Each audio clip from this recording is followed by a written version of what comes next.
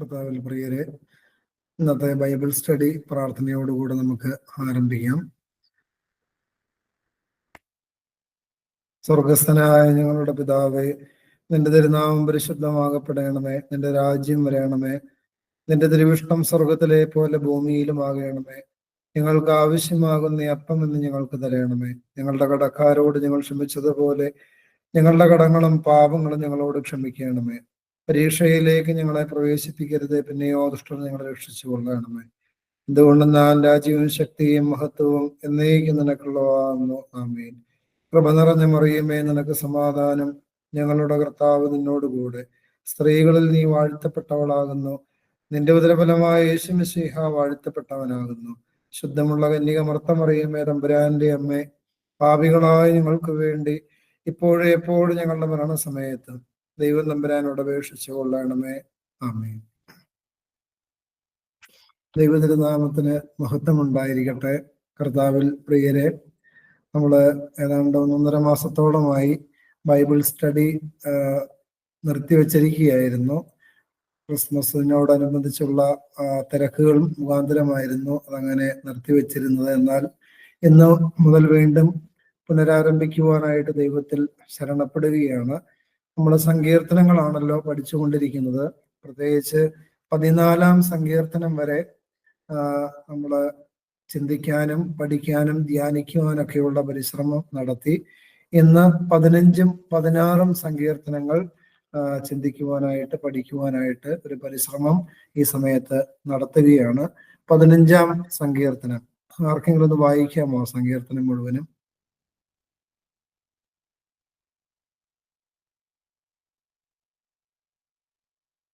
പതിനഞ്ചാം സങ്കീർത്തനം.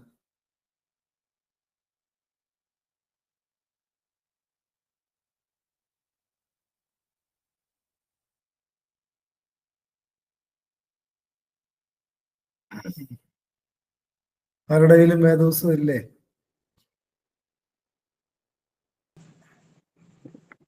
യഹോവേ, നിന്റെ കൂടാരത്തിൽ ആർ പാർക്കും? നിന്റെ വിശുദ്ധ പർവ്വതത്തിൽ ആർ വസിക്കും?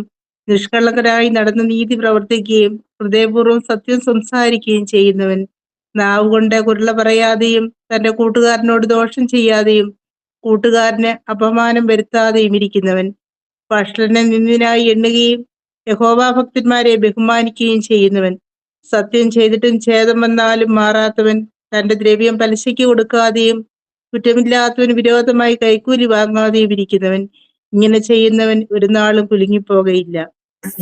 പ്രിയപ്പെട്ടവരെ, ഒരു ചോദ്യത്തോടു കൂടെയാണ് ഈ സങ്കീർത്തനം ആരംഭിക്കുന്നത്. ആ ചോദ്യം ഇങ്ങനെയാണ്: യഹോവേ, നിന്റെ കൂടാരത്തിൽ ആർ പാർക്കും? നിന്റെ വിശുദ്ധ പർവ്വതത്തിൽ ആർ വസിക്കും? നമുക്കറിയാം, ദൈവത്തിന്റെ കൂടാരം, ദൈവത്തിന്റെ വിശുദ്ധ പർവ്വതം എന്നൊക്കെ പറയുമ്പോൾ നമ്മുടെ ഉള്ളിലേക്ക് പെട്ടെന്ന് കയറി വരുന്നത് എന്തായിരിക്കും? സ്വർഗമാണ്. ദൈവത്തിന്റെ കൂടാരം, ദൈവത്തിന്റെ വിശുദ്ധ പർവ്വതം എന്നെല്ലാം പറയുമ്പോൾ. എന്നാൽ ഈ സങ്കീർത്തനത്തെ പറ്റി പഠിക്കുമ്പോൾ സ്വർഗം ഉണ്ട് അതിൻ്റെ കൂടെ. എന്നാലും യഹൂദന്മാരുടെ പശ്ചാത്തലത്തിൽ ഈ സങ്കീർത്തനത്തെ വ്യാഖ്യാനിച്ചു കൊണ്ടിരുന്നത് ഇത് യെരൂശലേം ദേവാലയത്തിൽ പ്രവേശിക്കാനുള്ള മാനദണ്ഡവും യോഗ്യതയും ആണ് സങ്കീർത്തനക്കാരൻ പറയുന്നതെന്നാണ് ഇവിടെ ഒരു വ്യാഖ്യാനം വായിച്ച് മനസ്സിലാക്കാനായിട്ട് സാധിച്ചത്. ദൈവത്തിന്റെ ആലയം, ദൈവം വസിക്കുന്ന ഇടം, അത് ദാവീദിന്റെ കാലഘട്ടത്തിലാണെങ്കിൽ അന്ന് ചെറിയൊരു ദേവാലയമുണ്ട്. പിന്നീട് ശലോമോന്റെ കാലഘട്ടത്തിലാണ് വളരെ വിസ്തൃതമായ രീതിയിൽ ദേവാലയം പണിയപ്പെടുന്നത്. ആ ദേവാലയത്തിൽ വന്ന് പ്രാർത്ഥിക്കാൻ അടിസ്ഥാന യോഗ്യത ഉള്ള വ്യക്തികൾ ആരാണ് എന്നുള്ള ചോദ്യത്തിനുള്ള മറുപടിയാണെന്ന് ഒരിടത്തൊരു വ്യാഖ്യാനമുണ്ട്. അതോടൊപ്പം തന്നെ നമുക്കിത് സ്വർഗം എന്നുകൂടെ നമുക്ക് ചേർത്ത് വെക്കാനായിട്ട് സാധിക്കും. ദൈവം വസിക്കുന്ന ഇടം സ്വർഗമാണല്ലോ. അതുകൊണ്ട് സ്വർഗം എന്നുകൂടെ ചിന്തിക്കുന്നതിൽ തെറ്റില്ല എന്ന് ചിന്തിക്കുകയാണ്. അപ്പോൾ നിന്റെ കൂടാരത്തിൽ ആർ പാർക്കും? അവര് വേണമെങ്കിൽ ഒരു പക്ഷേ അങ്ങനെ ചിന്തിക്കാം. അതായത് ദൈവത്തിന്റെ ആലയത്തിൽ ആർ വസിക്കും? ആ ആലയത്തിൽ പ്രവേശിക്കാൻ ആർക്ക് യോഗ്യതയുണ്ട്? നമുക്ക് അങ്ങനെ ചിന്തിക്കേണ്ട. ദൈവമേ, നിന്റെ കൂടെ സ്വർഗത്തിൽ ആർക്ക് വസിക്കുവാനായിട്ട്, നിന്റെ വിശുദ്ധ പർവ്വതത്തിൽ ആർക്ക് കയറുവാനായിട്ട് സാധിക്കും എന്നുള്ള ഒരു ചോദ്യത്തിനുള്ള ഉത്തരമായിട്ടാണ് പിന്നീട് അങ്ങോട്ട് സങ്കീർത്തനക്കാരൻ തന്നെ അദ്ദേഹത്തിന്റെ ഹൃദയത്തിൽ ദൈവത്തിന്റെ ആത്മാവ് കൊടുത്ത ചിന്തയ്ക്കനുസരിച്ച് അദ്ദേഹം പങ്കുവെക്കുന്ന കാര്യങ്ങളാണ്. നിഷ്കളങ്കനായി നടന്ന് നീതി പ്രവർത്തിക്കുകയും ഹൃദയപൂർവം സത്യം സംസാരിക്കുകയും ചെയ്യുന്നവൻ. ആദ്യത്തെ രണ്ട് കാര്യങ്ങളാണ് പറയുന്നത്. നിഷ്കളങ്കനായി നടന്ന് നീതി പ്രവർത്തിക്കുന്ന വ്യക്തി. അതോടൊപ്പം രണ്ടാമത് പറയുന്നു ഹൃദയപൂർവം സത്യം സംസാരിക്കുകയും ചെയ്യുന്നവൻ. അപ്പോ സ്വർഗത്തിൽ പ്രവേശിക്കാൻ യഹൂദന്മാരുടെ പശ്ചാത്തലത്തിൽ ചിന്തിച്ചാൽ യെരൂശലേം ദേവാലയത്തിൽ പ്രവേശിക്കാനുള്ള യോഗ്യത, ദൈവത്തിന്റെ അടുക്കൽ വരാനുള്ള ഒരു യോഗ്യതയുടെ ആദ്യത്തെ രണ്ട് മാനദണ്ഡമാണ് ഇവിടെ പറയുന്നത്. നിഷ്കളങ്കനായ വ്യക്തിയായിരിക്കണം. നമ്മൾ ഈ കഴിഞ്ഞ രണ്ടാഴ്ചക്ക് മുമ്പ് അതിന് കഴിഞ്ഞ ആഴ്ച നമ്മൾ ചിന്തിച്ച ഏവങ്കേലിയോൻ ഭാഗം ആരെ പറ്റിയായിരുന്നു? യേശുവിന്റെ ശിഷ്യഗണത്തിലേക്ക് യേശു വിളിച്ചടിപ്പിക്കുന്ന ഫിലിപ്പോസും ഫിലിപ്പോസിന്റെ കൂട്ടുകാരനായ നഥാനിയേലും. നഥാനിയേലിനെ കാണുമ്പോൾ യേശു പറയുന്ന ഒരു വാക്യമുണ്ട്, ഇതാ ഒരു യഥാർത്ഥ ഇസ്രായേൽക്കാരൻ, ഇവനിൽ കപടമില്ല. അതായത് ഇവൻ നിഷ്കളങ്കനാണ്. അതുകൊണ്ട് പ്രിയപ്പെട്ടവരെ, മനുഷ്യൻ നോക്കുന്നത് മുഖത്തേക്കാണ്. മുഖം നോക്കും, പുറത്തെ ഭാവങ്ങൾ നോക്കും, എന്നിട്ട് അവൻ വിധിക്കും ഇയാള് നല്ലതാണോ ഇയാള് ചീത്തതാണോ എന്ന് വിധിക്കും. എന്നാൽ ദൈവം നോക്കുന്നത് മനുഷ്യന്റെ ഹൃദയത്തിലേക്കാണ്. ഹൃദയത്തിലേക്ക് നോക്കുമ്പോൾ അവന്റെ അവസ്ഥകൾ ദൈവത്തിന് കാണാനും മനസ്സിലാക്കാനും അളക്കാനും സാധിക്കും. അതുകൊണ്ടാണ് ദൈവം ഈ നഥാനിയേലിനെ നോക്കുന്നത് നഥാനിയേലിന്റെ ബാഹ്യമായ പ്രകടനങ്ങളിലേക്കല്ല, മറിച്ച് നഥാനിയേലിന്റെ ഹൃദയത്തിലേക്കാണ്. അങ്ങനെ നോക്കിയിട്ട് യേശു പറയുകയാണ്, ഇതാ ഒരു യഥാർത്ഥ ഇസ്രായേൽക്കാരൻ, ഇവനിൽ കാപട്യമില്ല, ഇവൻ നിഷ്കളങ്കനാണ്. അതുകൊണ്ട് പ്രിയപ്പെട്ടവരെ, അങ്ങനെയുള്ള ഒരാളെയാണ് തൻ്റെ ശിഷ്യ സമൂഹത്തിലേക്ക് യേശു ചേർത്ത് വെക്കുന്നത്. അതുകൊണ്ട് നമ്മളെപ്പോഴും നമ്മുടെ ഹൃദയത്തെ പരിശോധിക്കണം.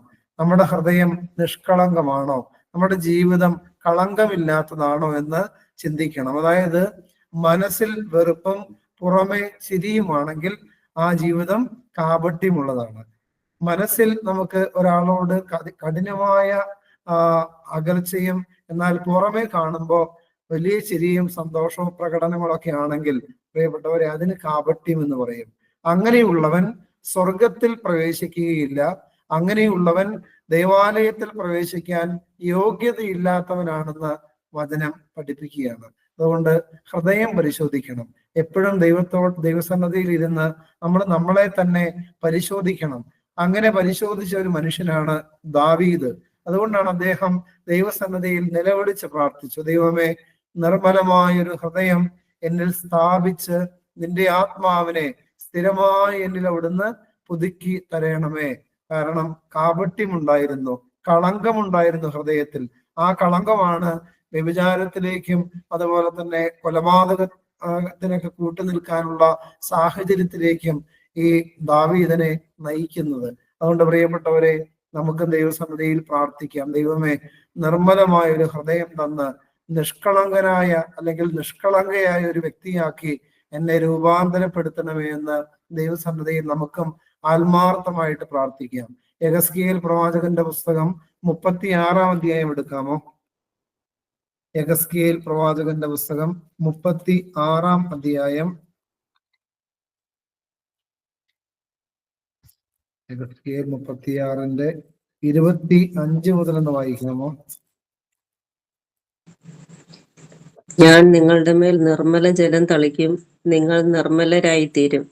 ഞാൻ നിങ്ങളുടെ സകല മലിനതയെയും സകല വിഗ്രഹങ്ങളെയും നീക്കി നിങ്ങളെ നിർമ്മലീകരിക്കും. ഞാൻ നിങ്ങൾക്ക് പുതിയൊരു ഹൃദയം തരും, പുതിയൊരു ആത്മാവിനെ ഞാൻ നിങ്ങളുടെ ഉള്ളിൽ ആക്കും. കല്ലായുള്ള ഹൃദയം ഞാൻ നിങ്ങളുടെ ജഡത്തിൽ നിന്ന് നീക്കി മാംസമായുള്ള ഹൃദയം നിങ്ങൾക്ക് തരും. എന്റെ ആത്മാവിനെ നിങ്ങളുടെ ഞാൻ ഉള്ളിലാക്കി എൻ്റെ ആത്മാവിനെ നിങ്ങളുടെ ഉള്ളിലാക്കി നിങ്ങളെ എൻ്റെ ചട്ടങ്ങളിൽ നടക്കുമാറാക്കും. നിങ്ങൾ എൻ്റെ വിധികളെ പ്രമാണിച്ച് അനുഷ്ഠിക്കും. ഞാൻ നിങ്ങൾ ദൈവത്തിന്റെ മതി ആന്റി. ദൈവത്തിന്റെ വലിയ വാഗ്ദാനമാണത്. ഇസ്രായേൽ ജനത്തോടും യേശുവിനെ അനുഗമിക്കുന്ന സമൂഹത്തോടും കർത്താവ് കൊടുക്കുന്ന വലിയൊരു വാഗ്ദാനമാണ്. ഞാൻ നിങ്ങളുടെ മേൽ നിർമ്മല ജലം തളിക്കും. ഈ നിർമ്മല ജലം ഏതാണ്? ഈ നിർമ്മല ജലം യേശുവിന്റെ രക്തമാണ്. കളങ്കമില്ലാത്ത കുഞ്ഞാടിന്റെ നിഷ്കളങ്ക രക്തമാണ് ഈ നിർമ്മല ജലം. പിന്നീട് പറയുകയാണ്, നിങ്ങൾ നിർമ്മലരായി തീരും. അതുകൊണ്ടാണ് പത്രോസ് ലീഹായുടെയൊക്കെ ലേഖനത്തിന്റെ 2-ാം ലേഖനമായിരിക്കും എന്ന് എനിക്ക് തോന്നുന്നത്. ഒന്ന് എടുക്കാമോ? പത്രോസ് ലീഹായുടെ ലേഖനം, 2-ാമത്തെ ലേഖനം ഒന്ന് എടുക്കാമോ? 2 പത്രോസ് 1-ാമത്തെ വാക്യം ഒന്ന് വായിക്കാമോ? 2 പത്രോസ് 1.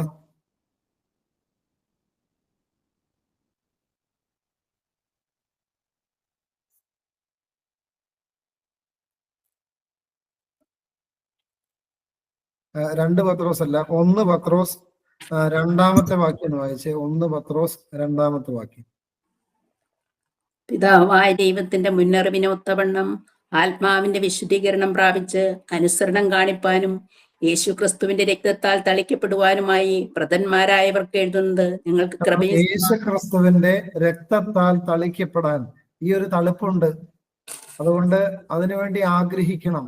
അപ്പൊ യേശു തന്റെ രക്തം കൊണ്ട് കഴുകി വിശുദ്ധീകരിച്ച് പിന്നീട് നിർമ്മല ഹൃദയം നമ്മുടെ ഉള്ളിൽ ആക്കി പുതിയൊരു ആത്മാവിനെ തരുമെന്ന് അവിടുന്ന് അരുളി ചെയ്യുന്നുണ്ട്. അതുകൊണ്ട് ഒരുപക്ഷെ നമ്മൾ ജനിച്ചു വളർന്ന സാഹചര്യങ്ങൾ കാപട്യത്തിലൂടെ തിന്മയിലൂടെ ഒക്കെ നമ്മളെ നയിച്ചിരുന്നിരിക്കാം. എന്നാൽ അതിൽ നിന്ന് ഒരു മാറ്റം ഉണ്ടാകണമെങ്കിൽ, അതിൽ നിന്ന് രക്ഷ നേടാനായിട്ട് ദൈവം നമുക്ക് അവസരം തരുന്നുണ്ട്. യാചിക്കുവിൻ എന്നാൽ നിങ്ങൾക്ക് ലഭിക്കും. എന്താ യാചിക്കേണ്ടത്? കർത്താവിയുടെ യെഹെസ്കേൽ 36:25 മുതലുള്ള ഒരു വാഗ്ദാനം നമുക്ക് തരികയാണ്. ഞാൻ നിങ്ങളുടെ മേൽ നിർമ്മല ജലം തളിക്കും, നിങ്ങൾ നിർമ്മലരായി തീരും, ഞാൻ നിങ്ങൾക്ക് പുതിയൊരു ഹൃദയം തരും, എൻ്റെ ആത്മാവിനെ നിങ്ങളുടെ ഉള്ളിൽ ആക്കും. എല്ലാ പ്രഭാതത്തിലും എഴുന്നേൽക്കുമ്പോൾ ഈ വചനം ചൊല്ലണം. യെഹെസ്കേൽ 36, 25, 26, 27 വാക്യങ്ങൾ ചൊല്ലിയിട്ട് കർത്താവിന്റെ വാഗ്ദാനമാണത്. ദൈവമേ, അങ്ങയുടെ വാഗ്ദാന പ്രകാരം നിഷ്കളങ്കമായ ഒരു ഹൃദയം, നിർമ്മലമായ ഒരു ഹൃദയം എന്നിൽ സ്ഥാപിച്ച് അവിടുത്തെ ആത്മാവിനെ എൻ്റെ ഉള്ളിലാക്കി നല്ല വിശുദ്ധനായ നിഷ്കളങ്കനായ ഒരു മനുഷ്യനാക്കി എന്നെ രൂപാന്തരപ്പെടുത്തണമേ എന്ന് ദൈവസന്നിധിയിൽ പ്രാർത്ഥിക്കുവാനായിട്ട് ശ്രദ്ധിക്കുമ്പോൾ തീർച്ചയായിട്ടും ഇവിടെ 15-ാം സങ്കീർത്തനത്തിൽ സ്വർഗത്തിലേക്ക് പ്രവേശിക്കാനുള്ള 1-ാമത്തെ യോഗ്യതയായിട്ട് സങ്കീർത്തനക്കാരൻ എഴുതി വച്ചിരിക്കുന്നതാണ് നിഷ്കളങ്കനായി നടന്ന് നീതി പ്രവർത്തിക്കുകയും. ആ നിഷ്കളങ്കനായാലേ നീതി പ്രവർത്തിക്കാനായിട്ട് പറ്റുള്ളൂ. അതുകൊണ്ട് നിഷ്കളങ്കനാകാൻ ദൈവസന്നിധിയിൽ പ്രാർത്ഥിക്കണം, അതിനുവേണ്ടി പരിശ്രമിക്കണം. പിന്നീട് പറയുകയാണ്, ഹൃദയപൂർവം സത്യം സംസാരിക്കുകയും ചെയ്യുന്നവൻ. അടുത്ത ഒരു വാക്യം കൂടെ അതിന്റെ കൂടെ വായിക്കാം. നാവ് കൊണ്ട് കുരള പറയാതെയും തന്റെ കൂട്ടുകാരനോട് ദോഷം ചെയ്യാതെയും കൂട്ടുകാരന് അപമാനം വരുത്താതെയും ഇരിക്കുന്നവൻ. 2 കാര്യം ഇവിടെ പറയുന്നത്. ഹൃദയപൂർവം സത്യം സംസാരിക്കണം, നാവ് കൊണ്ട് കുരള പറയാതിരിക്കണം. അതായത് നാവിനെ പറ്റിയാണ് പറയുന്നത്. വേദപുസ്തകം മുഴുവനും പഠിക്കുമ്പോൾ ഏറ്റവും കൂടുതൽ നിയന്ത്രണ വിധേയമാക്കേണ്ട ഒരു അവയവം ഏതാണെന്ന് ചോദിച്ചു കഴിഞ്ഞാൽ അതിന് ഏറ്റവും പെട്ടെന്ന് ഉത്തരം പറയാൻ കഴിയുന്നത് നമ്മുടെ നാവാണ്. നാവിനെ നിയന്ത്രിക്കണം, നാവിന് കടിഞ്ഞാണിടണം, വാക്കുകൾ സൂക്ഷിച്ചും അളന്നും ഉപയോഗിക്കണമെന്നെല്ലാം പലയിടങ്ങളിൽ യാക്കോബ് ശ്ലീഹായുടെ ലേഖനത്തിലും സദൃശവാക്യത്തിലും സങ്കീർത്തനത്തിലും അതുപോലെ തന്നെ സുവിശേഷങ്ങളിലും യേശു തന്നെ പറയുന്നുണ്ട്. മനുഷ്യർ പറയുന്ന ഓരോ വ്യർത്ഥ വാക്കിനും ന്യായവിധി ദിവസം കണക്ക് കൊടുക്കേണ്ടി വരും. അപ്പോ അതുകൊണ്ട് എന്ത് ചെയ്യണം? നാവ് നന്നായിട്ട് വിനിയോഗിക്കാനായിട്ട് ശ്രദ്ധിക്കണം. ഈ നാവിനെ സ്വർഗത്തിലേക്ക് നമ്മെ പ്രവേശിപ്പിക്കാനും നരകത്തിലേക്ക് നമ്മെ തള്ളിയിടാനും കഴിവുണ്ടെന്ന് നമ്മൾ മനസ്സിലാക്കണം. അതായത് യൂദാസ് തന്റെ നാവ് കൊണ്ട് യേശുവിനെ ഒറ്റിക്കൊടുത്ത് എന്ത് ചെയ്തു? നിത്യ മരണത്തിലേക്ക്, നിത്യ നരകത്തിലേക്ക് തന്നെത്താൻ വലിച്ചെറിയപ്പെട്ടു. അതേപോലെ തന്നെ ഒരു മനുഷ്യൻ നിത്യമരണത്തിന് വേണ്ടി വിധിക്കപ്പെട്ടിരുന്ന ഒരു കള്ളൻ യേശുവിനെ ഏറ്റുപറഞ്ഞ്, തന്റെ പാപം ഏറ്റുപറഞ്ഞ് അദ്ദേഹം എന്ത് സമ്പാദിച്ചു? ഇന്ന് നീ എന്നോട് കൂടെ പറുദീസായിൽ ഇരിക്കുമെന്നുള്ള ഒരു വാക്ക് യേശുവിൽ നിന്ന് ഈ മനുഷ്യൻ പ്രാപിക്കുന്നുണ്ട്. യേശുവിന്റെ അടുക്കൽ ക്രൂശിക്കപ്പെട്ട ഒരു കള്ളൻ. അതുകൊണ്ട് പ്രിയപ്പെട്ടവരെ, ഈ നാവിന് അതിനുള്ളൊരു കഴിവുണ്ട്. ഇത് നമ്മളെ നരകത്തിലേക്ക് നയിക്കും, അതോടൊപ്പം തന്നെ ഇത് സ്വർഗത്തിലേക്ക് നയിക്കാനും കഴിവുള്ളതാണ്. അതുകൊണ്ട് നാവ് നന്നായിട്ട് വിനിയോഗിക്കണം. അതുകൊണ്ടാണ് സ്വർഗത്തിലേക്ക് പ്രവേശിക്കാനുള്ള അടിസ്ഥാന യോഗ്യതകളിൽ ആദ്യം പറയുന്നത് നിഷ്കളങ്കനായി നടക്കണമെന്ന് പറയുന്നു. പിന്നീട് പറയുകയാണ് ഹൃദയപൂർവം സത്യം സംസാരിക്കണം. അതാണ് സംസാരത്തിൽ എപ്പോഴും എന്ത് വേണം?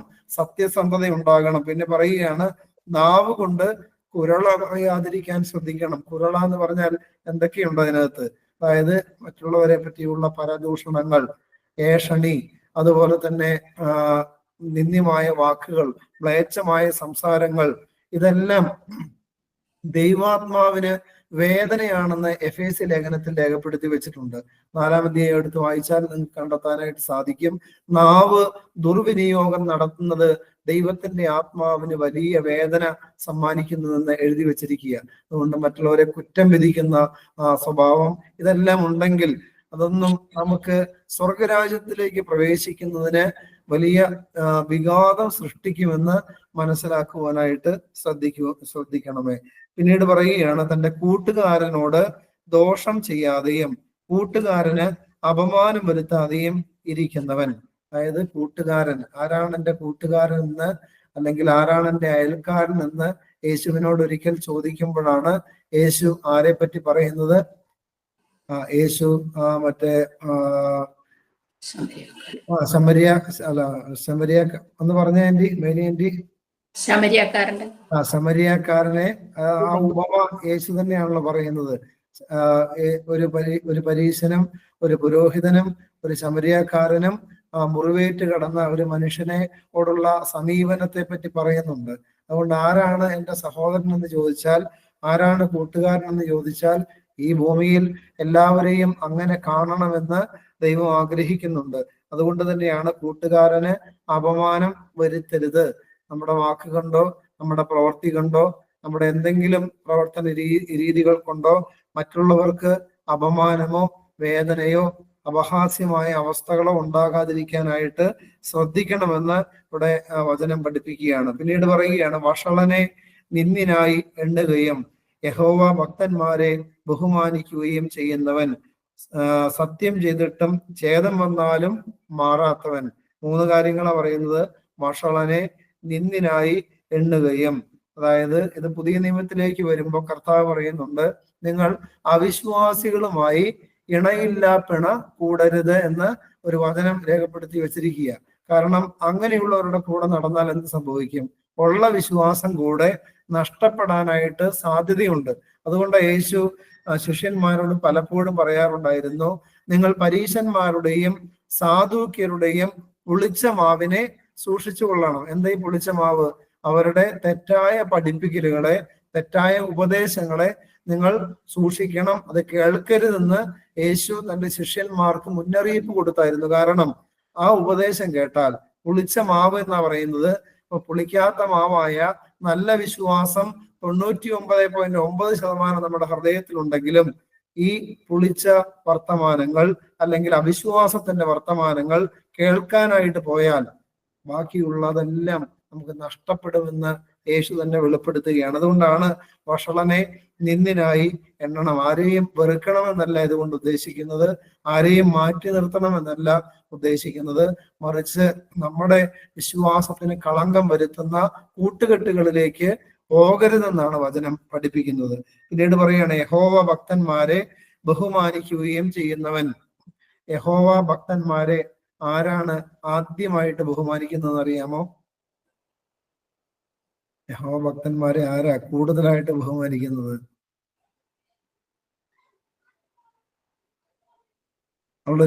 ഒരു മരണ വീട്ടിൽ ആദ്യം ചൊല്ലുന്ന കുക്കിലിയോൻ ഏതാണെന്നറിയാമോ? കുക്കിലിയോൻ പോട്ടെ, മരിച്ചുപോയവർക്ക് വേണ്ടി നമ്മൾ ധൂപം അർപ്പിക്കുമ്പോൾ ചൊല്ലുന്ന കുക്കിലിയോൻ ഇല്ലേ, അതിന്റെ ആദ്യത്തെ സ്റ്റാൻസ എന്താണ്? മക്കളിലപ്പൻ കൃപ ചെയ്യും. ആ മക്കളിൽ അപ്പൻ കൃപ ചെയ്യുന്നത് പോലെ തന്റെ ഭക്തന്മാരിൽ ദൈവം കൃപ ചെയ്യുന്നു. അപ്പോ ദൈവത്തിന്റെ ഭക്തന്മാരോട് കൃപ ചെയ്യാനും അവരെ ആദരിക്കാനും അവരെ സ്നേഹിക്കാനും അവരെ ചേർത്ത് പിടിക്കാനും ഏറ്റവും കൂടുതൽ ഉത്സാഹം കാണിക്കുന്നത് ആരാണ്? ദൈവമാണ് കാണിക്കുന്നത്. അതുകൊണ്ടാണ് യഹോവ ഭക്തന്മാരെ ബഹുമാനിക്കണമെന്ന് പറയുന്നത്. കാരണം ദൈവം ആദരിക്കുന്നവനെ ആരാദരിക്കണം? നമ്മളെല്ലാം ആദരിക്കണം. ദൈവം മാനിക്കുന്നവനെ നമ്മളെല്ലാം മാനിക്കണം. അപ്പോ ദൈവം നമ്മളെ കൂടെ മാനിക്കും. അതുകൊണ്ടാണ് ഒരു പ്രവാചകനെ, ഒരു പരിശുദ്ധനെ എന്റെ നാമത്തിൽ സ്വീകരിക്കുന്നവൻ, അല്ലെങ്കിൽ ഒരു പരിശുദ്ധൻ എന്ന നാമത്തിൽ, ഒരു പ്രവാചകൻ എന്ന നാമത്തിൽ സ്വീകരിക്കുന്നവന് പ്രവാചകന്റെ പ്രതിഫലം ലഭിക്കുമെന്ന് വേദപുസ്തകത്തിൽ യേശു തന്നെ സാക്ഷ്യപ്പെടുത്തുന്നുണ്ട്. അതുകൊണ്ട് പ്രിയപ്പെട്ടവരെ, ദൈവഭക്തിയിൽ ജീവിക്കുന്നവരെ, ദൈവിക ശുശ്രൂഷകളിലേക്ക് വിളിക്കപ്പെട്ടവരെ, ദൈവം ആദരിക്കുന്ന വ്യക്തികളെ ഹൃദയപൂർവം ആദരിക്കാനും സ്നേഹിക്കാനും ഒക്കെ പ്രത്യേകം ശ്രദ്ധിക്കണമെന്ന് ഈ വചനം പഠിപ്പിക്കുകയാണ്. പിന്നീട് പറയുകയാണ്, സത്യം ചെയ്തിട്ടും ഛേദം വന്നാലും മാറാത്തവൻ. അതായത് സത്യസന്ധത ജീവിതത്തിന്റെ ഭാഗമാക്കി ചേർത്ത് പിടിക്കുന്നവൻ. അതിനുശേഷം പറയുകയാണ്, തന്റെ ദ്രവ്യം പലിശയ്ക്ക് കൊടുക്കാതെയും കുറ്റമില്ലാത്തവന് വിരോധമായി കൈക്കൂലി വാങ്ങാതെയും ഇരിക്കുന്നവൻ. ഇങ്ങനെ ചെയ്യുന്നവൻ ഒരു നാളും കുലുങ്ങി പോവുകയില്ല. അതായത് ദൈവം നമുക്ക് സമ്പത്ത് തരുമ്പോ നമ്മൾ മനസ്സിലാക്കണം, ഇത് നമുക്ക് മാത്രമുള്ളതല്ല. ചില ആളുകൾക്ക് ദൈവം കോടികൾ അവർക്ക് കൊടുക്കും. ചിലവര് ലക്ഷപ്രഭുക്കൾ ആയിരിക്കും, എന്നാൽ ചിലര് ദരിദ്രരായിരിക്കും. പ്രിയപ്പെട്ടവർ, എന്തിനാണ് ദൈവം ഇങ്ങനെ ആളുകളെ ക്രമീകരിക്കുന്നത്? എല്ലാവരുടെയും കയ്യിൽ സമൃദ്ധമായിട്ട് പണം ദൈവം എന്താ കൊടുക്കാത്തത്? ചിലരെ മാത്രം സെലക്ട് ചെയ്ത് അവർക്ക് സമ്പത്ത് ദൈവം കൊടുക്കുന്നത് അവര് മറ്റുള്ളവർക്ക് കൂടെ കൊടുത്ത് അവരെ കൂടെ ചേർത്ത് പിടിക്കണമെന്ന് ദൈവം ആഗ്രഹിക്കുന്നുണ്ട്. അതുകൊണ്ട് വേദപുസ്തകത്തിൽ എത്രയോ ഇടങ്ങളിൽ അതിനെ പറ്റിയുള്ള യേശുവിന്റെ തന്നെ പരാമർശങ്ങൾ നമുക്ക് കണ്ടെത്താനായിട്ട് സാധിക്കും. അതുകൊണ്ട് ഈ എളിയവന് ചെയ്തതെല്ലാം എനിക്കാകുന്നു ചെയ്തതെന്ന് യേശു പറയുന്നുണ്ട്. അതുകൊണ്ട് തന്റെ ദ്രവ്യം പലിശയ്ക്ക് കൊടുക്കാതെയും കുറ്റമില്ലാത്തവന് വിരോധമായി കൈക്കൂലി വാങ്ങാതെയും ഇരിക്കുന്നവൻ. അപ്പോൾ പണമുള്ളവൻ പണമില്ലാത്തവനെ അവനെ പലിശയ്ക്ക് കൊടുത്ത് അല്ല സഹായിക്കേണ്ടത്, മറിച്ച് അവന് കടം കൊടുത്ത് ആ പൈസ അവന് തരാൻ കഴിയുന്ന ഒരു സാഹചര്യത്തിൽ തിരിച്ച് ലഭിക്കുന്ന ഒരു കാലഘട്ടം വരെയും ക്ഷമയോടെ കാത്തിരിക്കാനായിട്ട് ദൈവം ആഗ്രഹിക്കുക. പലിശയ്ക്ക് പണം വാങ്ങി അത് ഉപയോഗിക്കരുതെന്ന് ദൈവത്തിന്റെ വചനം പലയിടങ്ങളിൽ നമുക്ക് കണ്ടെത്താനായിട്ട് സാധിക്കും. അതുകൊണ്ട് ആ കാര്യം പ്രത്യേകമായിട്ട് ശ്രദ്ധിക്കണമേ. പിന്നീട് പറയുകയാണ്, കുറ്റമില്ലാത്തവന് വിരോധമായി കൈക്കൂലി വാങ്ങാതെയും ഇരിക്കുന്നവൻ. നമ്മുടെ സമൂഹത്തിലേക്ക് ഒന്ന് കണ്ണോടിച്ച് നോക്കിയാൽ ഏതൊരു നിസ്സാരം ഒരു സർട്ടിഫിക്കറ്റിന് വേണ്ടി ഏതെങ്കിലും ഒരു വില്ലേജ് ഓഫീസിൽ പോയാൽ പോലും എന്താണ് സംഭവിക്കുന്നത്? കൈക്കൂലി കൊടുക്കാതെ ഒരു കാര്യവും സാധിക്കാത്തൊരു സാഹചര്യമായി ഉണ്ടായിരിക്കുകയാണ്. ഏത് കാര്യത്തിന് ഇറങ്ങി തിരിച്ചാലും എല്ലാം കൈക്കൂലി കൊടുക്കേണ്ട ഒരു സാഹചര്യം സംജാതമായിരിക്കുകയാണ്. പക്ഷെ ദൈവം ഇതിനെ വെറുക്കുന്നുണ്ട്. ക്രിസ്ത്യാനികൾ പോലും ഇതിന് യാതൊരു മടിയും കാണിക്കാതെ, ഒരു ഉളുപ്പുമില്ലാതെ പാവപ്പെട്ട ജനത്തെ പിഴിഞ്ഞ് സമ്പാദ്യങ്ങൾ വർദ്ധിപ്പിക്കുന്നത് കാണാനായിട്ട് സാധിക്കുന്നുണ്ട്. അത് ചെയ്താൽ പ്രിയപ്പെട്ടവരെ അതുകൊണ്ട് ദോഷമുണ്ടാകും, സ്വർഗത്തിലേക്കുള്ള പ്രവേശനം തടയപ്പെടുമെന്നെല്ലാം വചനം പഠിപ്പിക്കുക. അതുകൊണ്ട് കൈക്കൂലി വാങ്ങുന്ന ഒരു വ്യക്തിയാണെങ്കിൽ അത് നിർത്തണം, അതിനെപ്പറ്റി അനുദപിക്കണം, അതിനെപ്പറ്റി ദൈവസന്നിധിയിൽ അനുദപിച്ച് പാപം ഏറ്റുപറഞ്ഞ് കർത്താവിന്റെ കൃപ യാചിക്കുവാനായിട്ട് ഇടയാകണം. കാരണം അങ്ങനെയുള്ള പണമൊന്നും നമ്മുടെ തലമുറകൾക്ക് നന്മയ്ക്കായിട്ട് വരില്ല. ഞങ്ങളുടെ കരിമ്പ ദേശത്ത് മണ്ണാർക്കാട് ഒരു വില്ലേജ് ഓഫീസറെ പിടിച്ചു. അദ്ദേഹം വിവാഹം പോലും ചെയ്യാത്ത ഒരു മനുഷ്യനാണ്. പക്ഷെ എല്ലാവരുടെ നിന്നും, പാവപ്പെട്ടവരിൽ നിന്നില്ല പണക്കാരിൽ നിന്ന്, എല്ലാവരുടെ കയ്യിൽ നിന്നും കൈക്കൂലി വാങ്ങിയിട്ടേ ഒരു സർട്ടിഫിക്കറ്റ് അദ്ദേഹം ഇഷ്യൂ ചെയ്യുള്ളൂ. പിടിക്കപ്പെട്ടവർ എന്താണ്? അദ്ദേഹത്തിന്റെ റൂമിൽ മുഴുവനും ചാക്കുകളിൽ കെട്ടിവെച്ചിരിക്കുകയാണ് പണം. അതുപോലെ തന്നെ പണം ഇല്ലാത്തവന്റെ കയ്യിൽ നിന്ന് പ്രത്യേകിച്ച് മല ഏരിയ ആയതുകൊണ്ട് കാട്ടുതേനും അതുപോലെ തന്നെ കുരുമുളകും അങ്ങനെയുള്ള വിലയേറിയ വസ്തുക്കളെല്ലാം ഇദ്ദേഹം വാങ്ങി സ്റ്റോക്ക് ചെയ്ത് വെച്ചിരിക്കുക. ആർക്കു വേണ്ടിയിട്ടാ പ്രിയപ്പെട്ടവരെ? ഭാര്യയില്ല, മക്കളില്ല, നാളെ എപ്പോഴാ മരിച്ചു പോകുന്നു പോലും അറിയില്ല. പക്ഷെ ഇതിന്റെ മുകളിൽ ഈ മനുഷ്യൻ കിടന്നുറങ്ങുകയാണ്. അവസാനം പിടിക്കപ്പെട്ടു. സമൂഹ മധ്യേ അദ്ദേഹം വളരെ ലജ്ജിതനായി തീരുന്ന ഒരു സാഹചര്യം ഉണ്ടായി. അതേപോലെ തന്നെ ഞാൻ എൻ്റെ വ്യക്തി ജീവിതത്തിൽ ഉണ്ടായ ഒരു അനുഭവം, ഞങ്ങളുടെ കുറച്ച് സ്ഥലം, അതിന് പട്ടയം ഉണ്ടായിരുന്നില്ല. ഈ പട്ടയത്തിന് വേണ്ടി വില്ലേജ് ഓഫീസിൽ സമീപിച്ചു. കാരണം വില്ലേജ് ഓഫീസറുടെ സാക്ഷ്യപത്രം ഉണ്ടെങ്കിലേ ലാൻഡ് ട്രിബ്യൂണലിലേക്ക് അപേക്ഷ സമർപ്പിക്കാനായിട്ട് പറ്റുള്ളൂ. അങ്ങനെ വില്ലേജ് ഓഫീസറെ സമീപിച്ചു കഴിഞ്ഞപ്പോ അദ്ദേഹം അന്ന് 10,000 രൂപ എന്നോട് ആവശ്യപ്പെടുകയാണ് കൈക്കൂലിയായിട്ട്. ഞാൻ എന്തായാലും കൊടുക്കാൻ പോയില്ല. ഇനി കൈക്കൂലി കൊടുത്തിട്ടുള്ള പട്ടയം എനിക്ക് വേണ്ട എന്ന് ഞാൻ തീരുമാനിച്ചു. പക്ഷെ ദൈവം പിന്നീട് എനിക്ക് അതിനുള്ള സുഗമമായ വഴികൾ, അങ്ങനെ ഒരു ആഗ്രഹമില്ലാത്ത ആളുകളിലൂടെ എനിക്ക് ആ സ്ഥലത്തിന് പട്ടയം ദൈവം അനുവദിച്ചു തന്നു. അതുകൊണ്ട് കൈക്കൂലി കൊടുക്കാനും പോകരുത്, വാങ്ങാനും പോകരുത്. അത് ദൈവസന്നദ്ധിയിൽ പാപമാണെന്ന് മനസ്സിലാക്കണം. അത് സ്വർഗരാജ്യത്തിലേക്കുള്ള പ്രവേശനത്തിന് വിഘാതം സൃഷ്ടിക്കുമെന്ന് വചനം പഠിപ്പിക്കുകയാണ്.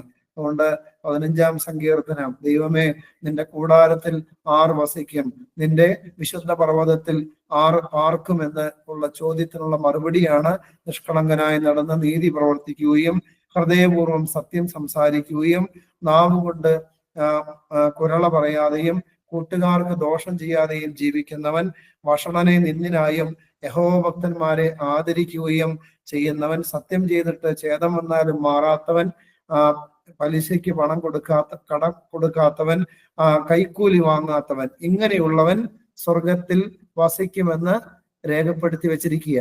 ഇനി വെളിപാട് പുസ്തകം എടുക്കാമോ? വെളിപാട് പുസ്തകം 21-ാം അധ്യായം.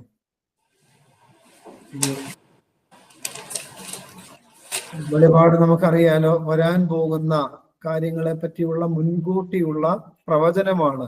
മാനവകുലത്തിന് എന്താണ് സംഭവിക്കാൻ പോകുന്നത്, ഈ ഭൂമിയുടെ അന്ത്യത്തെ പറ്റി, പുതിയ ഒരു ആകാശവും പുതിയൊരു ഭൂമിയും സ്വർഗവും അതോടൊപ്പം ദൈവം രാജാവായിരിക്കുന്ന, ദൈവം പ്രകാശപൂർണനായി സൂര്യനില്ലാത്ത, ചന്ദ്രനില്ലാത്ത, കണ്ണുനീരില്ലാത്ത ഒരു രാജ്യത്തെ പറ്റിയുള്ള പ്രവചനമാണ് വെളിപാട് പുസ്തകം 21-ാമത്തെ അധ്യായത്തിൽ നമുക്ക് കാണാനായിട്ട് സാധിക്കുന്നത്. അവിടെ ആദ്യം ഇങ്ങനെയാണ്: ഞാൻ പുതിയൊരു ആകാശവും പുതിയ ഭൂമിയും കണ്ടു. 1-ാമത്തെ ആകാശവും 1-ാമത്തെ ഭൂമിയും ഒഴിഞ്ഞുപോയി, സമുദ്രവും ഇനിയില്ല. പുതിയ യെരൂശലേം എന്ന വിശുദ്ധ നഗരം ഭർത്താവിനായി അലങ്കരിച്ചിട്ടുള്ള മണവാട്ടിയെ പോലെ ഒരുങ്ങിയ സ്വർഗത്തിൽ നിന്ന് ദൈവസന്നിധിയിൽ നിന്ന് തന്നെ ഇറങ്ങുന്നത് ഞാൻ കണ്ടു. അതായത് നമ്മൾ എന്താ വിശ്വാസ പ്രമാണത്തിന്റെ അവസാന ഖണ്ഡികയിൽ ചൊല്ലുന്നത്? പാപമോചനത്തിലുള്ള മാമോദീസ ഒരിക്കലും മാത്രം നിങ്ങൾ ഏറ്റുപറഞ്ഞ് മരിച്ചവരുടെ ഉയർപ്പിനും വരുവാനിരിക്കുന്ന ലോകത്തിലെ പുതിയ ജീവിതമായി വരുവാനിരിക്കുന്ന ഒരു ലോകമുണ്ട്. അതാണ് വെളിപാട് പുസ്തകം 21-ാം അധ്യായം. ആ ലോകത്തിനെ പറ്റിയുള്ള സൂചനകളാണ് അവിടെ കൊടുത്തിരിക്കുന്നത്. ഇതാ മനുഷ്യരോടുകൂടെ ദൈവത്തിന്റെ കൂടാരം, അവൻ അവരോടുകൂടെ വസിക്കും, അവർ അവന്റെ ജനമായിരിക്കും, ദൈവം താൻ അവരുടെ ദൈവമായി അവരോട് കൂടെ ഇരിക്കും. അവൻ അവരുടെ കണ്ണിൽ നിന്ന് കണ്ണുനീരെല്ലാം തുടച്ചു കളയും. ഇനി മരണം ഉണ്ടാവുകയില്ല, ദുഃഖവും മുറവിളിയും കഷ്ടതയും ഇനി ഉണ്ടാവുകയില്ല എന്ന് എഴുതി വെച്ചിരിക്കുക.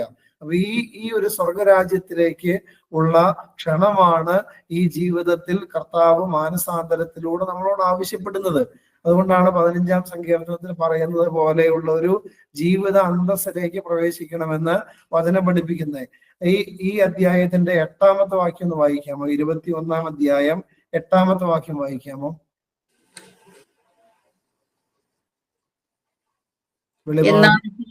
അവിശ്വാസികൾ, അറക്കപ്പെട്ടവർ, കൊലപാതകന്മാർ, ദുർനടപ്പുകാർ, ക്ഷുദ്രക്കാർ, ബിംബാരാധികൾ എന്നിവർക്കും ഭോഷ്ക് പറയുന്ന ഏവർക്കുമുള്ള ഓഹരി തീയും ഗന്ധകവും കത്തുന്ന പൊയ്കയിലത്രേ. അത് 2-ാമത്തെ മരണം. കണ്ടോ? ഈ രാജ്യത്തിലേക്ക് പ്രവേശിക്കാൻ ദൈവം അനുവദിക്കാത്ത ആളുകളെ പറ്റിയാണ് 8-ാമത്തെ വാക്യത്തിൽ പറയുന്നത്. എന്നാൽ ഭീരുക്കൾ, അതായത് ഭീരു എന്ന് പറഞ്ഞാൽ സത്യത്തിന് നിരക്കാത്ത കാര്യങ്ങൾ വരുമ്പോ അല്ലെങ്കിൽ ആരെങ്കിലുമൊക്കെ ഭയപ്പെട്ട് അസത്യത്തിന് കൂട്ടു നിൽക്കുക, അല്ലെങ്കിൽ സത്യത്തെ ക്രൂശിക്കാൻ വിട്ടുകൊടുക്കുക. ഇത് ഞാൻ പറഞ്ഞത് ആരെ പറ്റിയെന്നറിയാലോ? പീലാത്തോസ് ഭീരുവായ ഒരു മനുഷ്യനായിരുന്നു. അതുകൊണ്ടാണ് യേശുവിനെ ക്രൂശിക്കാൻ വിട്ടുകൊടുത്തത്. ജനം നീ ഇനി സീസറിന്റെ സുഹൃത്തായിരിക്കുകയില്ല, നിന്നെ ഞങ്ങൾ ഇനി ബഹുമാനിക്കില്ല, ആദരിക്കില്ല എന്ന് പറയുമ്പോ പീലാത്തോസ് യേശുവിനെ ക്രൂശിക്കാനായിട്ട് വിട്ടുകൊടുക്കുകയാണ്. അതുകൊണ്ട് പ്രിയപ്പെട്ടവരെ, ഭീരുക്കൾ, പിന്നീട് പറയുകയാണ് അവിശ്വാസികൾ, അറയ്ക്കപ്പെട്ടവർ, കൊലപാതകന്മാർ, ദുർനടപ്പുകാർ, ക്ഷുദ്രക്കാർ, ബിംബാരാധികൾ എന്നിവർക്കും ഭോഷ്ക് പറയുന്ന ഏവർക്കുമുള്ള ഓഹരി. കണ്ടോ, ഇവിടെയും നാവിനെ പറ്റി പറയുന്നുണ്ട്. എവിടെയെല്ലാം സ്വർഗരാജ്യത്തെ പറ്റി പറയുന്നുണ്ട്, അവിടെ എല്ലാം നാവിനെ പറ്റി പറയുന്നുണ്ട്. അതുകൊണ്ട് പ്രിയപ്പെട്ടവർ, ഈ കാര്യങ്ങളെല്ലാം ജീവിതത്തിൽ ഉണ്ടെങ്കിൽ അതെല്ലാം മാറ്റിവെക്കാൻ, പുതിയൊരു നല്ലൊരു ജീവിത സാഹചര്യത്തിലേക്ക്, മാനസാന്തരത്തിന്റെ അനുഭവത്തിലേക്ക് കടന്നു വരുവാൻ പ്രത്യേകം ശ്രദ്ധിക്കണമെന്ന് സ്നേഹപൂർവം ഓർമ്മിപ്പിക്കുകയാണ്. അടുത്തത് 16-ാം സങ്കീർത്തനം. 16-ാം സങ്കീർത്തനത്തിന്റെ ആദ്യത്തെ വാക്യം ഇങ്ങനെയാണ്: ദൈവമേ, ഞാൻ നിന്നെ ശരണം ആക്കിയിരിക്കയാൽ എന്നെ കാത്തുകൊള്ളണമേ.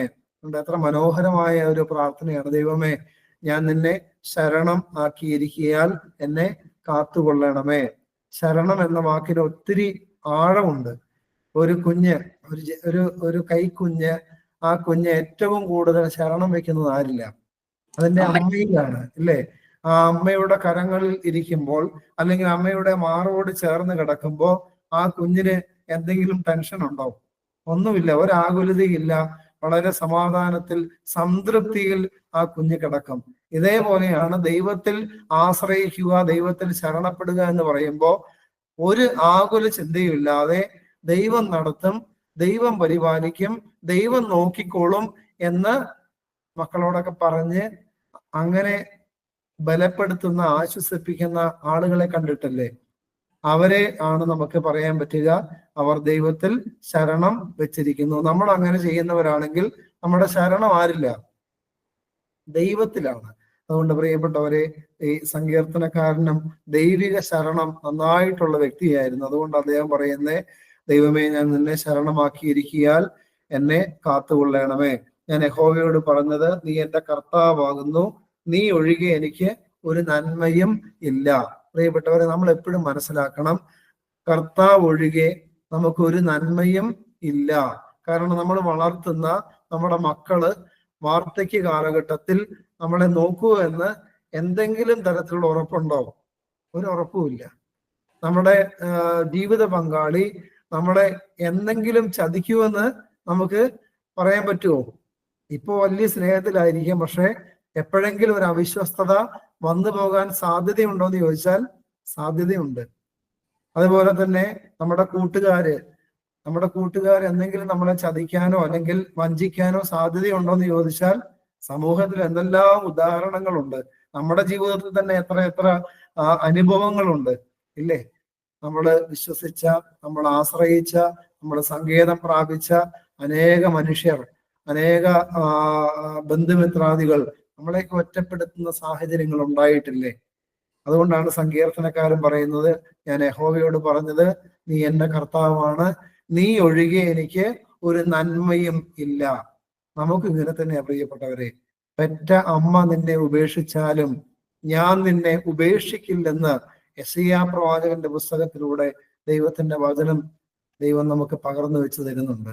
അത്രമേൽ വിശ്വസ്തത, സ്നേഹം, അനുകമ്പ, മനസ്സലിവ് നമ്മളോട് ദൈവം പുലർത്തുന്നുണ്ട്. അതുകൊണ്ടാണ് യേശു പ്രാർത്ഥിക്കാൻ പഠിപ്പിച്ചപ്പോ എന്താ പ്രാർത്ഥിപ്പിച്ചേ? സ്വർഗസ്ഥനായ ഞങ്ങളുടെ പിതാവേ എന്ന് വിളിപ്പിച്ചത്. സ്വർഗസ്ഥനായ ഞങ്ങളുടെ ദൈവമേ എന്ന് വിളിപ്പിച്ചാൽ പോരായിരുന്നോ? മതിയായിരുന്നു. പക്ഷെ ആ ദൈവസ്നേഹത്തിന്റെ ആഴം, ദൈവം ആരാണെന്ന് നമുക്ക് ബോധ്യത്തിൽ വരുത്താൻ വേണ്ടിയിട്ടാണ് സ്വർഗസ്ഥനായ ഞങ്ങളുടെ പിതാവേ എന്ന് വിളിച്ച് പ്രാർത്ഥിപ്പിക്കാൻ നമ്മെ പഠിപ്പിച്ചത്. ആരെല്ലാം ഉപേക്ഷിച്ചാലും, ആരെല്ലാം മാറ്റി നിർത്തിയാലും, ആരെല്ലാം വഞ്ചിച്ചാലും, ആരെല്ലാം തകർക്കാൻ വേണ്ടി പരിശ്രമിച്ചാലും ഈ ദൈവം എന്ത് ചെയ്യും? ഈ ദൈവം നമ്മളെ പൊതിഞ്ഞു പിടിച്ച് സംരക്ഷിക്കും. എൻ്റെ കണ്ണിലെ കൃഷ്ണമണി പോലെ ഞാൻ നിന്നെ കാത്തു പരിപാലിക്കും, എൻ്റെ ഉള്ളം കരത്തിൽ ഞാൻ നിന്നെ സൂക്ഷിച്ചിരിക്കുന്നു എന്നൊക്കെ വചനങ്ങൾ നമുക്ക് വേദപുസ്തകത്തിൽ നിന്ന് വായിച്ചെടുക്കുവാനായിട്ട് സാധിക്കും. അതുകൊണ്ട് നമുക്കും ഇങ്ങനെ പറയാൻ കഴിയണം, നീ ഒഴികെ എനിക്ക് ഒരു നന്മയും ഇല്ല ദൈവമേ, അങ്ങനെ പരിപൂർണമായിട്ട് ഞാൻ നിന്നിൽ ആശ്രയിക്കുകയാണ് ദൈവമേ എന്ന് പറയാൻ നമുക്ക് കഴിയണം. അതിനുശേഷം പറയുകയാണ്, ഭൂമിയിലെ വിശുദ്ധന്മാരോ അവർ എനിക്ക് പ്രസാദമുള്ള ശ്രേഷ്ഠന്മാർ തന്നെ. അതായത് ഭൂമിയിൽ വിശുദ്ധിയിൽ ജീവിക്കുന്നവരെ ദൈവം ശ്രേഷ്ഠന്മാരായിട്ട് പരിഗണിക്കുകയും ആദരിക്കുകയും ചെയ്യുമെന്ന് നമ്മൾ മനസ്സിലാക്കണം. പിന്നീട് 4-ാമത്തെ വാക്യം ഒന്ന് വായിക്കാമോ? അന്യദേവനെ കൈക്കൊള്ളുന്നവരുടെ വേദനകൾ വർദ്ധിക്കും. അവരുടെ രക്തപാനീയ ബലികളെ ഞാൻ അർപ്പിക്കുകയില്ല, അവരുടെ നാമങ്ങളെ എന്റെ നാവിന്മേൽ എടുക്കുകയുമില്ല. മതി നമ്മളത് എപ്പോഴും ശ്രദ്ധിക്കേണ്ട ഒരു കാര്യമാണ്. 1-ാം പ്രമാണമാണ് അന്യദൈവ ആരാധന നടത്തരുതെന്ന്. ഞാനല്ലാതെ അന്യ ദൈവങ്ങൾ നിനക്ക് ഉണ്ടാകരുതെന്ന് ആര് കൽപ്പിച്ചിട്ടുണ്ട്? 10 കൽപ്പന. 10 കൽപ്പനകളിലെ ആദ്യത്തെ കൽപ്പനയാണ്, ദൈവത്തിന്റെ കൽപ്പനയാണ്. ഈ ഒരു കാര്യത്തിൽ ദൈവം വളരെയേറെ തീക്ഷ്ണതയുള്ള ആളാണ്. അന്യദൈവ ആരാധനയിലേക്ക് പോയാൽ ഇവിടെ പറയുകയാണ്, അന്യദേവനെ കൈക്കൊള്ളുന്നവരുടെ വേദനകൾ വർദ്ധിക്കും. ഞാൻ ഈ കഴിഞ്ഞിടയ്ക്ക് നമ്മുടെ ഡാനിയേൽ പൂവണ്ണത്തിൽ അച്ഛന്റെ ഒരു പ്രസംഗം കേട്ടപ്പോ അദ്ദേഹത്തിന്റെ ഒരു അനുഭവം പങ്കുവെക്കുകയുണ്ടായത്.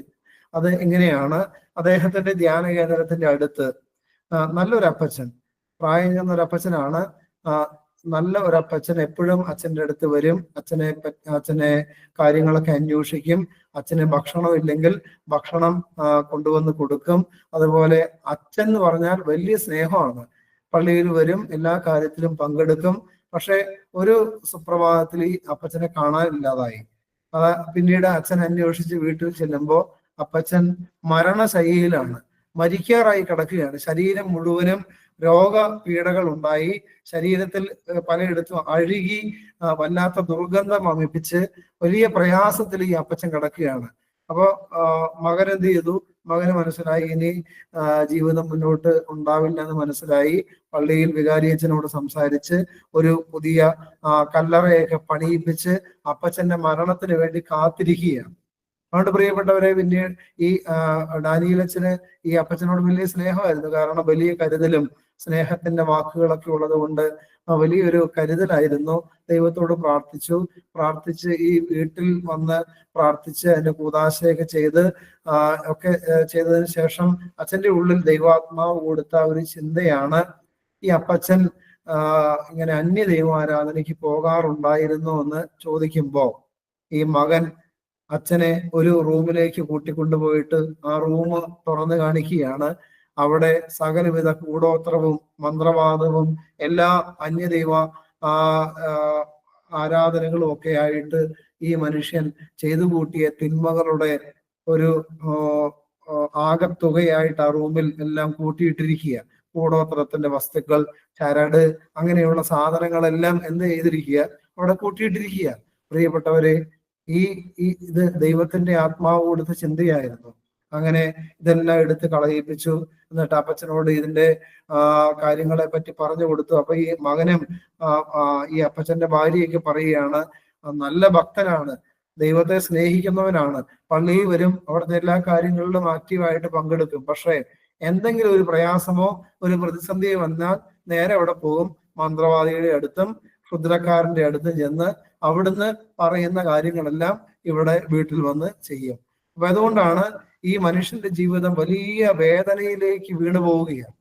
എന്നിട്ട് പിന്നീട് അച്ഛൻ പറയുകയാണ്, ഇദ്ദേഹത്തിന് വേണ്ടി പ്രാർത്ഥിച്ച്, ഇദ്ദേഹത്തിന് വേണ്ടി വിശുദ്ധ കുർബാന അർപ്പിച്ച്, ഇദ്ദേഹത്തെ കുമ്പസാരിപ്പിച്ച്, ഈ പാപങ്ങളെല്ലാം ഏറ്റുപറയിപ്പിച്ച് ഈ മനുഷ്യന് വേണ്ടി എല്ലാ കാര്യങ്ങളും ചെയ്തു കഴിഞ്ഞു. എന്നിട്ട് ഒരു രാത്രി, ആ രാത്രി കഴിഞ്ഞ് ഈ വീടിന്റെ മുമ്പിലെല്ലാം ടാർപ്പായി കിട്ടി ഈ മരണം ഉറപ്പായിട്ട് ഉണ്ടാകുമെന്ന് പ്രതീക്ഷിച്ച് എല്ലാ ക്രമീകരണം ചെയ്തു വെച്ചിരിക്കുകയാണ്.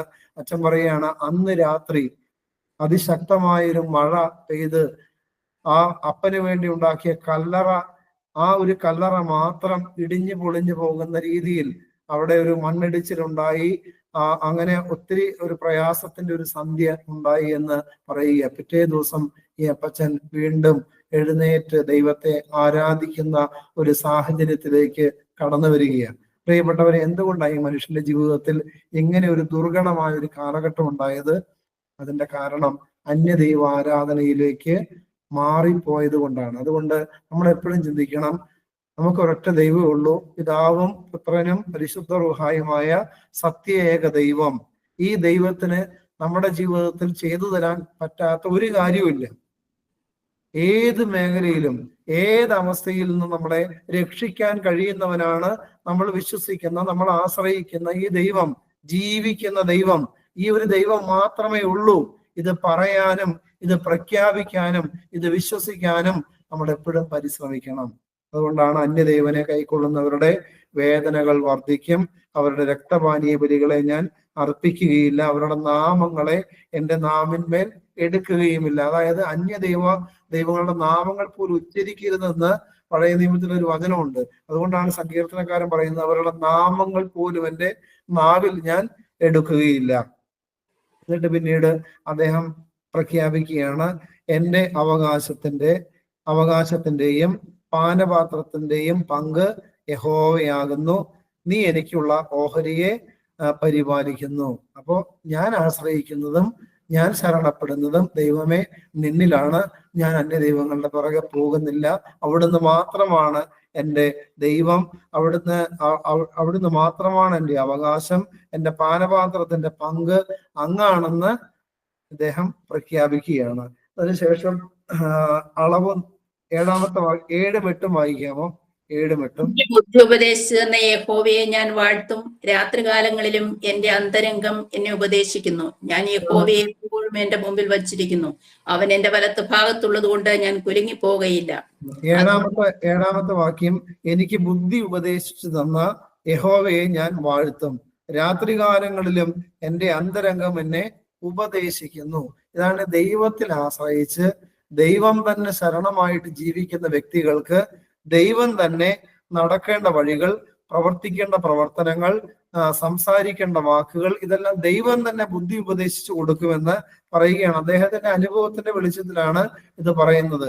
ദൈവത്തിൽ ആശ്രയിക്കുന്നവർക്കെല്ലാം ഇത് മനസ്സിലാക്കാനായിട്ട് സാധിക്കും. അതുകൊണ്ടാണ് രാത്രി കാലങ്ങളിലും എൻ്റെ അന്തരംഗം എന്നെ ഉപദേശിക്കുന്നു. കിടന്നുറങ്ങുമ്പോഴും ദൈവത്തിന്റെ ആത്മാവ് പോകേണ്ട വഴികൾ, നടക്കേണ്ട സാഹചര്യങ്ങൾ, ഇതെല്ലാം ഉപദേശങ്ങളിലൂടെ നമുക്ക് പകർന്നു തരും. അത് സങ്കീർത്തനക്കാരന്റെ അനുഭവമാണ്, അത് അദ്ദേഹം പങ്കുവെക്കുകയാണ്. അതിനുശേഷം 8-ാമത്തെ വാക്യം, ഞാൻ യഹോവയെ എപ്പോഴും എൻ്റെ മുമ്പിൽ വച്ചിരിക്കുന്നു, അവൻ എൻ്റെ വലതുഭാഗത്തുള്ളത് കൊണ്ട് ഞാൻ കുലുങ്ങിപ്പോവുകയില്ല.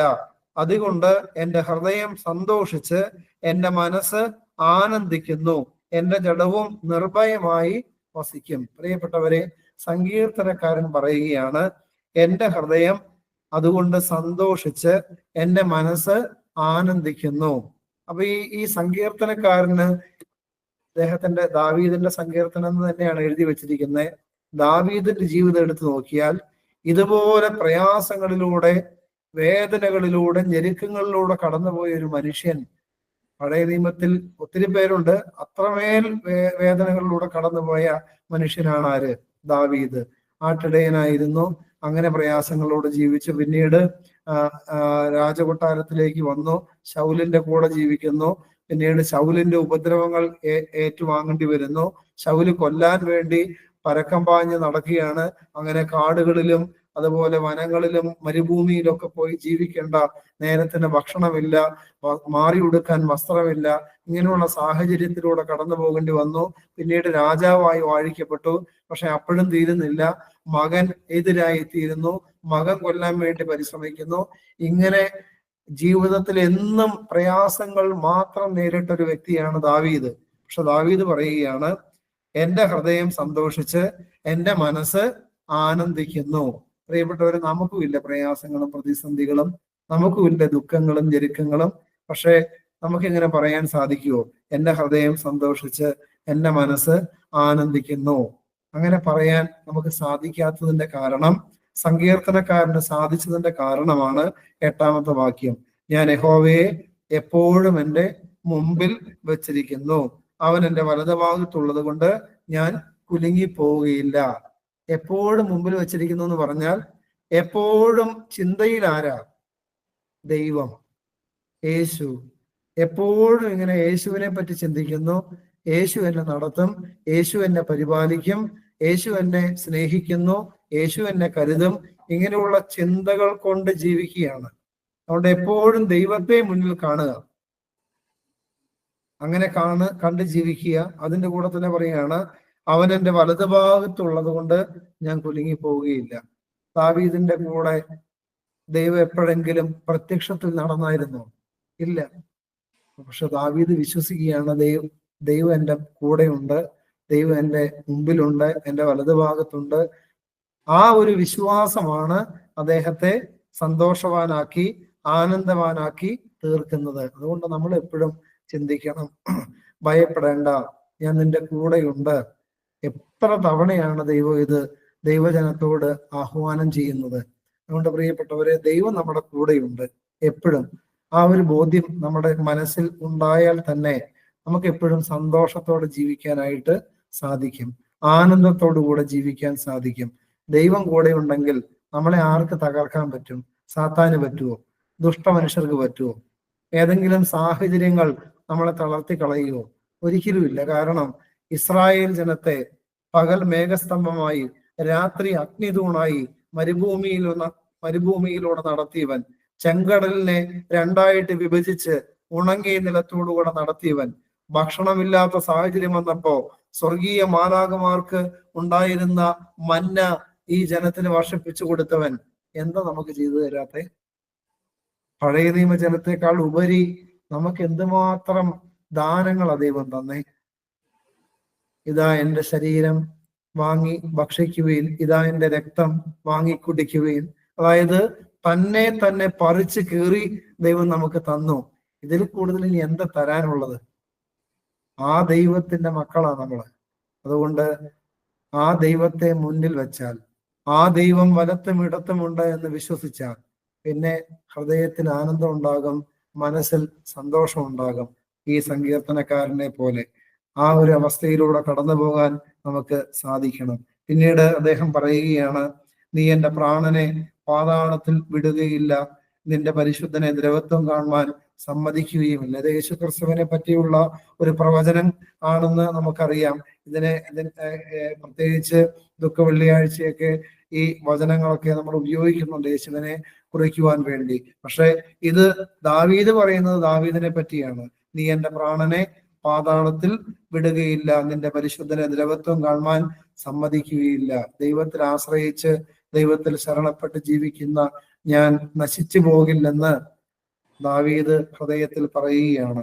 എന്നിട്ട് പറയുകയാണ്, ജീവന്റെ വഴി നീ എനിക്ക് കാണിച്ചു തരും, നിന്റെ സന്നദ്ധിയിൽ സന്തോഷ പരിപൂർണതയും നിന്റെ വലതുഭാഗത്ത് എന്നും പ്രമോദങ്ങളും ഉണ്ട്. അപ്പൊ ജീവന്റെ വഴി കാണിച്ചു തരുന്ന ദൈവത്തിൽ ആശ്രയിക്കണം, ദൈവത്തിൽ ശരണപ്പെടണം. അപ്പോ എന്തുണ്ടാകും? നിന്റെ സന്നദ്ധിയിൽ സന്തോഷ പരിപൂർണതയും നിന്റെ വലതുഭാഗത്ത് എന്നും പ്രമോദങ്ങളും ഉണ്ട്. ആ ഒരവസ്ഥയിൽ ജീവിക്കാൻ ദൈവം നമുക്ക് ഭാഗ്യം തരും. 15ഉം 16ഉം സങ്കീർത്തനങ്ങൾ പഠിക്കുവാനും ചിന്തിക്കുവാനും ധ്യാനിക്കുവാനും പരിശ്രമിച്ചു. ഈ സങ്കീർത്തനങ്ങളിലൂടെ ദൈവത്തിന്റെ ആത്മാവ് തന്ന ചിന്തകൾ ഹൃദയത്തിൽ എഴുതി വെക്കുവാനും അങ്ങനെ ജീവിക്കാനും, പ്രത്യേകിച്ച് നിഷ്കളങ്കരായി നന്മയുള്ളവരായി ദൈവവചനപ്രകാരം ദൈവത്തിൽ ആശ്രയിച്ച് ശരണപ്പെട്ട് ജീവിതത്തെ മുന്നോട്ട് നയിക്കുവാൻ നമുക്കെല്ലാവർക്കും ഇടയായി തീരട്ടെ എന്ന് പ്രാർത്ഥിച്ചുകൊണ്ട് വാക്കുകൾ നിർത്തുന്നു. ഇന്നത്തെ ബൈബിൾ സ്റ്റഡി സമാപന പ്രാർത്ഥനയോടുകൂടെ ഈ സമയത്ത് നമുക്ക് അവസാനിപ്പിക്കാം. പ്രാർത്ഥിക്കാം. പിതാവിനും പുത്രനും പരിശുദ്ധ റൂഹായിക്കും സ്തുതി, ആദ്യം മുതൽ എന്നും എന്നേക്കും തന്നെ. കാരുണ്യവാനായ ദൈവമേ, 15ാം സങ്കീർത്തനത്തിൽ സങ്കീർത്തനക്കാരൻ ഇങ്ങനെ ചോദിക്കുന്നു, യഹോവേ നിന്റെ കൂടാരത്തിൽ ആർ പാർക്കും, നിന്റെ വിശുദ്ധ പർവ്വതത്തിൽ ആർ വസിക്കും? ദൈവമേ, നിഷ്കളങ്കനായി നടക്കുകയും നീതി പ്രവർത്തിക്കുകയും സത്യം സംസാരിക്കുകയും കൂട്ടുകാരന് അപമാനം വരുത്താതിരിക്കുന്നവനും അതുപോലെ വഷളന് നിന്ദിനായും അതുപോലെ യഹോവ ഭക്തന്മാരെ ബഹുമാനിക്കുകയും ചെയ്യുന്നവൻ, തന്റെ ദ്രവ്യം പലിശയ്ക്ക് കൊടുക്കാതെയും കൈക്കൂലി വാങ്ങാതെയും ജീവിക്കുന്നവൻ അത്യുന്നതങ്ങളിൽ ദൈവത്തിന്റെ കൂടാരത്തിൽ വസിക്കുമെന്ന് അവിടുന്ന് അരുളി ചെയ്തിട്ടുണ്ടല്ലോ. ദൈവമേ, അതിൻ പ്രകാരം ജീവിക്കാനുള്ള കൃപയും അഭിഷേകവും ആത്മാവിന്റെ നിറവും ഞങ്ങൾക്ക് തന്ന് അവിടുന്ന് അനുഗ്രഹിക്കണമേ. 16-ാം സങ്കീർത്തനത്തിൽ ദൈവമേ ഞാൻ നിന്നിൽ ശരണമാക്കിയിരിക്കിയാൽ ഞാൻ കുലുങ്ങിപ്പോവുകയില്ലെന്ന് സങ്കീർത്തനക്കാരൻ വലിയൊരു അവകാശവാദം മുടക്കുന്നു. കാരണം അദ്ദേഹത്തിന്റെ വിശ്വാസമാണ് ജീവിക്കുന്ന ദൈവത്തിനെ ആശ്രയിച്ചാൽ പിന്നെ ആ ദൈവം ഒന്നിഞ്ഞു പിടിക്കുമെന്നുള്ള വിശ്വാസം. അതുകൊണ്ടാണ് എൻ്റെ ദൈവത്തെ എൻ്റെ മുമ്പിൽ വെച്ചിരിക്കുന്നു, അവൻ എൻ്റെ വലതു ഭാഗത്തുള്ളത് കൊണ്ട് ഞാൻ കുലുങ്ങിപ്പോവുകയില്ല. അങ്ങനെയുള്ള ഒരു വലിയ വിശ്വാസത്തിലേക്ക്, ഭയപ്പെടേണ്ട ഞാൻ നിന്റെ കൂടെയുണ്ടെന്ന് വിളിച്ചത് അങ്ങ് എപ്പോഴും ഞങ്ങളുടെ കൂടെയുണ്ടെന്നുള്ള വലിയൊരു വിശ്വാസത്തിലേക്ക് ഞങ്ങളെ അവിടുന്ന് കരം പിടിച്ച് ഉയർത്തണമേ. ദൈവമേ, ഇടവകയിലെ എല്ലാ ക്രമീകരണങ്ങളെയും അവിടുന്ന് അനുഗ്രഹിക്കണമേ. ഈ ശുശ്രൂഷയിൽ സംബന്ധിക്കുന്ന എല്ലാവരെയും ദൈവിക കൃപകളാൽ അവിടുന്ന് പരിപൂർണതയിലേക്ക് നയിക്കണമേ. പരിശുദ്ധയമ്മേ മാതാവേ, മോർഗീവറേ സഹതായേ, സകല പരിശുദ്ധന്മാരും ശുദ്ധിമതികളുമേ ഞങ്ങൾക്ക് വേണ്ടി പ്രാർത്ഥിക്കണമേ. ദൈവമേ, ഞങ്ങളിൽ വാങ്ങിപ്പോയ എല്ലാ പൂർവികരെയും അബ്രഹാമ്യ ഭവനങ്ങൾ പാർപ്പിച്ച് ആശ്വസിപ്പിക്കണമേ. ദൈവമായ കർത്താവേ, ഈ നാളത്തെ വിശുദ്ധ ബലിയിലേക്ക് അവിടുന്ന് ഞങ്ങളെ ഒരുക്കണമേ. അവിടുത്തെ തിരുശരീര രക്തങ്ങൾ വിശുദ്ധിയോടെ സ്വീകരിക്കാൻ, അങ്ങനെ അങ്ങ് ഞങ്ങളിലും ഞങ്ങൾ അങ്ങയിലും ആയിരിക്കുവാൻ, അങ്ങനെ സന്തോഷത്തിന്റെ പരിപൂർണതയിലോ ഈ ലോകത്ത് ജീവിക്കാൻ ഞങ്ങളെ ഓരോരുത്തരെയും സഹായിക്കണമേ. ആയത് പിതാവിന്റെയും പുത്രന്റെയും പരിശുദ്ധ റൂഹായുടെയും നാമമഹത്വത്തിനായിട്ട് തന്നെ. ആമീൻ. എല്ലാവർക്കും